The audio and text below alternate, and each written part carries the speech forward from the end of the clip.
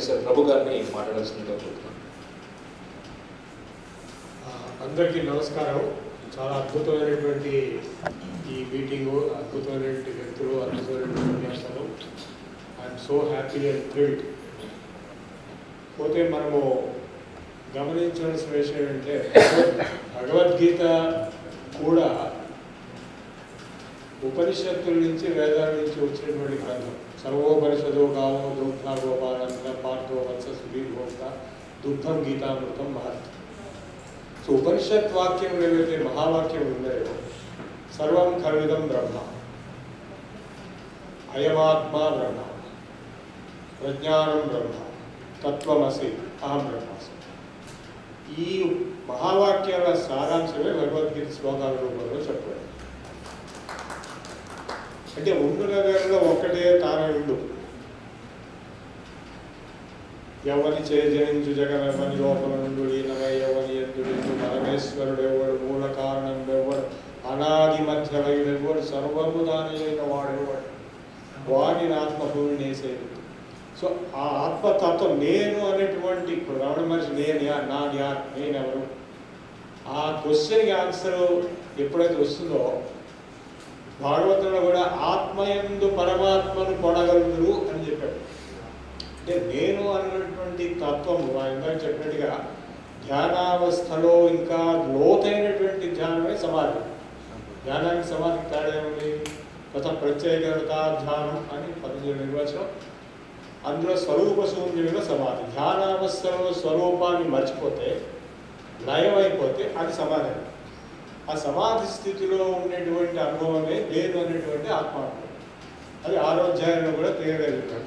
ఎట్లా ధ్యానం చేయాలి, ఎట్లా అబ్జార్ప్షన్ సమాధిలోకి వెళ్ళిపోతాడు. సర్వభూతస్థమాత్మానం సర్వభూతాని చాత్మని.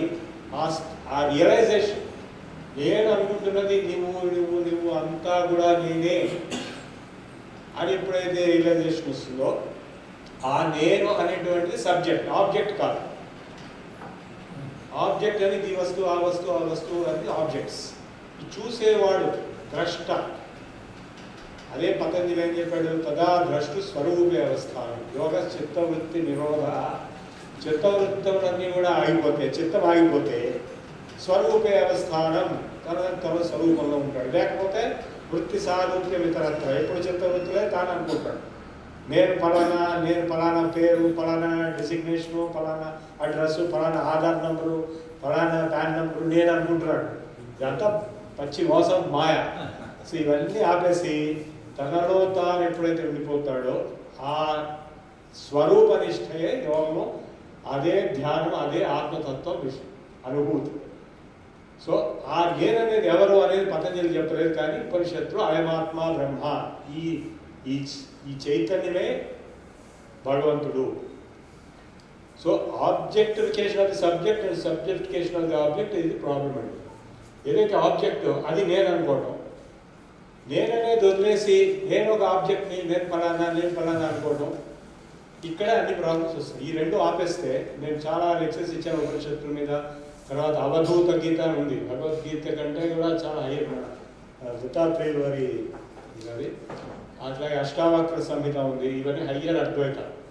సో ఉపనిషత్తుల దగ్గర భగవద్గీత అనేది ఒక అద్భుతమైనటువంటి ఐస్ క్రీమ్ లాంటిది. ఉపనిషత్తుల్లో ఉండేటువంటి జ్ఞానాన్ని చాలా హృదయంగా అందరికీ అర్థమయ్యేటట్టుగా, అందరికీ చేరిపోయేటట్టుగా చెప్పబడింది. ఉపనిషత్తుల్లో జ్ఞానం ఎక్కడి నుంచి వచ్చింది అనే క్వశ్చన్ రావచ్చు. ఉపనిషత్తుల్లో ఉన్న జ్ఞానం వేదం నుంచే వచ్చింది. వేదంలో పురుషయేవ ఇదగం సర్వం అనేదైతే స్టేట్మెంట్ ఉందో అదే అద్వైతం, అదే పరమాత్మ తత్వం. సో ఉపనిషత్తులు అనేది వేదం నుంచి, భగవద్గీత ఉపనిషత్తుల నుంచి, భగవద్గీత నుంచి ఆ భగవద్గీత తర్వాత ఉండే గ్రంథాలు కూడా, అంటే బుద్ధ సూత్రాలు కానీ, జైన సూత్రాలు కానీ, బైబిల్ కానీ, ఖురాన్ కానీ, enough evidences are there to show that they have taken the concepts from the previous text.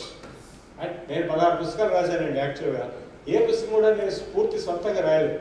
ఇంతకుముందు ఉన్న వాటినే తీసుకుని మనం రీకాయిన్ చేస్తాం. సో ఈ పవిత్ర గ్రంథాలు అన్నీ చెప్పబడుతున్నవన్నీ కూడా, if you take from Guru Granth Sahib onwards, backwards, Quran, Bible, Buddha Sutras, Jain Sutras and Bhagavad Gita and Before that, Upanishads, and then finally Rigveda. Rigveda is the oldest. So from old to new, knowledge diffusion took place, not only in India but throughout the globe. So ఈ realisation ఏదైతే ఉందో ఇవి పరస్పర విరుద్ధం కావు. ఈ గ్రంథాలు పరస్పర విరుద్ధమై కన్వర్షన్ చేయాలి, లేకపోతే కొట్టాలి, లేకపోతే చంపాలి అనేటువంటి భ్రమ, ఈ భ్రమలతో ఉన్నంత వరకు మనకి ప్రపంచ శాంతి రాదు. ఈ గ్రంథంలో ఉన్నటువంటి తత్వం ఒకటే. అది భగవతత్వం కావచ్చు, ధర్మతత్వం కావచ్చు, జ్ఞానతత్వం కావచ్చు, యోగతత్వం కావచ్చు. అది ఏ విధంగా ఎక్కడున్నది అనేది స్టడీ చేసి అర్థం చేసుకున్న వాడికి విచక్షణ, ఈ కాన్ఫ్లిక్ట్ అనేది ఉండదు.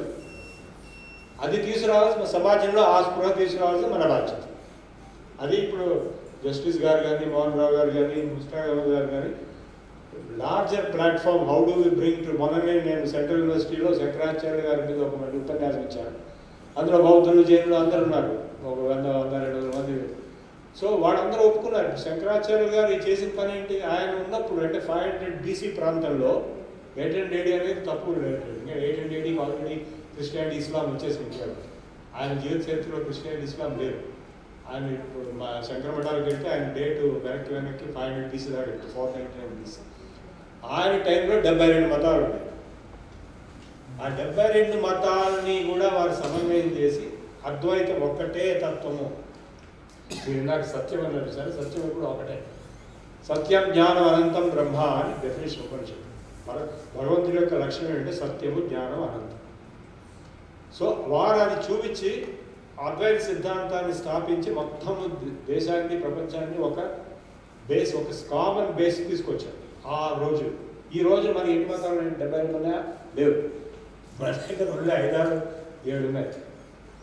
అండ్ వీటిలో సమన్వయం తీసుకురావడం పెద్ద కష్టమైన విషయం కాదు. నిజంగా లోతుగా వెళ్తే అదే ప్రయత్నం ముస్తాక్ అహ్మద్ గారు, నేను ఈ మధ్య చేస్తున్నాము చాలా రోజులు బట్టి.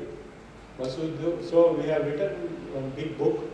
I want you to study that, and I want to present it to the larger platform in the public, maybe the press also. Let us platform. Thank you.